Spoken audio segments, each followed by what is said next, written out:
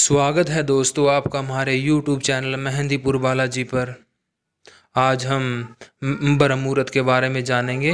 ब्रह्म मुहूर्त होता क्या है, किस टाइम पर प्रारंभ होता है, उसके विषय में हमें सही और सटीक जानकारी चाहिए। तो आज आपको बताना चाहते हैं इस विषय में जानकारी कि ब्रह्म मुहूर्त का जो समय होता है, सबसे पहले तो ये आपको बता दें जो सभी को पता होता है कि जैसे कि 24 घंटे में 30 मुहूर्त होता है, ये सभी को पता है। बहुत सारे साधकों ने भी हमें बताया कि उन्हें ये जानकारी है, जिसमें 48 मिनट का एक मुहूर्त होता है जो बदलते रहते हैं और मुहूर्त के हिसाब से फिर लोग काम भी करते हैं, अच्छे और बुरे मुहूर्त देखकर ही कार्य करते हैं। तो इन 48 मिनट के मुहूर्त में 4:24 से ब्रह्म मुहूर्त शुरू होता है, जो कि 5:12 पर समाप्त होता है। ये एक सामान्य जानकारी है, लेकिन अब बताते हैं कि ब्रह्म मुहूर्त में उठने के क्या लाभ है। देखिए, ब्रह्म मुहूर्त में उठने का मतलब ये नहीं है कि आप 4:24 के बाद ही उठें। आप कभी भी, अगर आप 5:12 के पहले कभी भी आप उठ जाते हैं तो वो ब्रह्म मुहूर्त में उठना कहलाता है।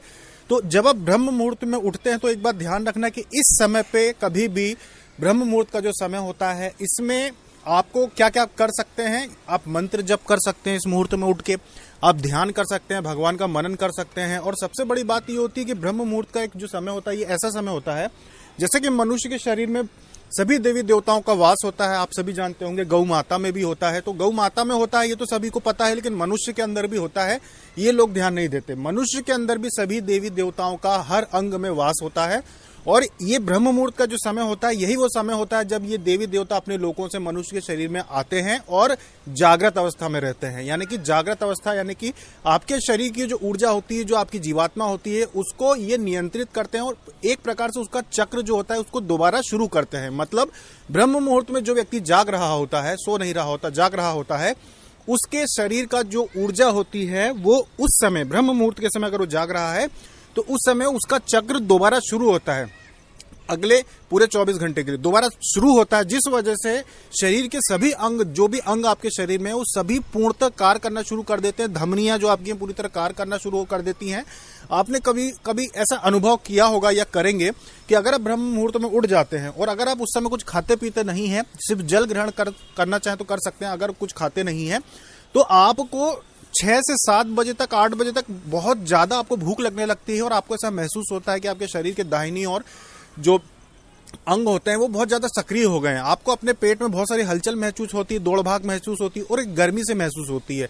और ये तभी क्यों होती है जब आप जल्दी उठ जाते हैं। नहीं तो अगर आप 8 बजे 7 बजे या फिर लेट उठते हैं तो आपको वो कभी वैसा महसूस नहीं होता। उसका कारण यही है कि ब्रह्म मुहूर्त में उठने की वजह से जो आपकी ऊर्जा है वो दोबारा संचारित होने लगती है। जो सभी देवी देवता आपसे संबंधित हैं, आपके शरीर से संबंधित हैं, वो अपना कार्य कर देते हैं।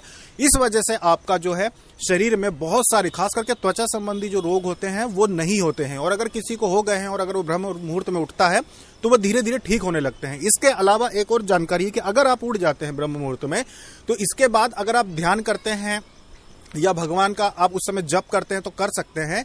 लेकिन उस समय अगर मान लीजिए आप घूमने भी जाते हैं तो आप घूमने जाके वापस जब आते हैं तो आके सोना नहीं, कब तक, सूर्य उदय होने तक। जैसे किसी को कोई तकलीफ है, उसे सोना पड़ता है और अगर वो ब्रह्म मुहूर्त में उठता है तो आप ध्यान रखें कि आप कोशिश करें कि 9-10 बजे तक फिर आप ना सोएं। उसका कारण यह है कि ब्रह्म मुहूर्त में उठने के बाद जब आपकी ऊर्जा सक्रिय हो जाती है तो आपका जो ब्रह्मरंध्र होता है वो भी उस समय सक्रिय हो जाता है। जिस वजह से जब ब्रह्म मुहूर्त में ब्रह्मांड की ऊर्जा जो गिरती है, अगर आप सूर्योदय के दर्शन कर लेते हैं तो सूर्य भगवान भी जब उदय होते हैं तो वो भी ये चाहते हैं कि कौन कौन से जीव इस पृथ्वी पे, क्योंकि उनका कार्य क्या है, सूर्य भगवान का ऊर्जा देना, सभी को ऊर्जा देना। पेड़ पौधों को भी अगर धूप ना मिले तो मर जाते हैं और पेड़ पौधों के लिए भी सुबह की धूप इसलिए लाभदायक बताई गई है कि सुबह के समय जो सूर्य देव होते हैं वो अपनी ऊर्जा को चरम सीमा पे सभी को देते हैं। तो उस समय जो भी मनुष्य जाग रहा होता है, भले ही आप घर के अंदर हो चाहे बाहर हो, जब सूर्योदय होता है अगर आप जाग रहे हैं तो सूर्य देव की जो रोशनी होती है जैसी पृथ्वी पर पड़ती है तो सकारात्मक ऊर्जा जो आपके अंदर होती है वो संचार करती है और आपके ब्रह्मरंध्र से वो जो ऊर्जा है सीधा आपका शरीर अंदर ग्रहण कर लेता है,